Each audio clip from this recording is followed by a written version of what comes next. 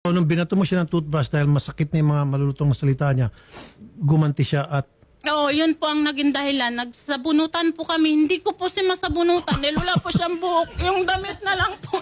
Pwede makapagsalita, sir. Damit na lang po kasi nahawakan ko.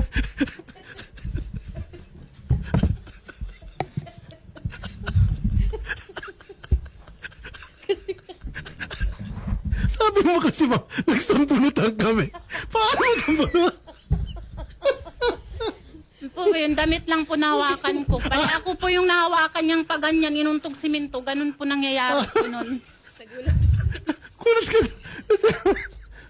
Tama. Diyos ko po.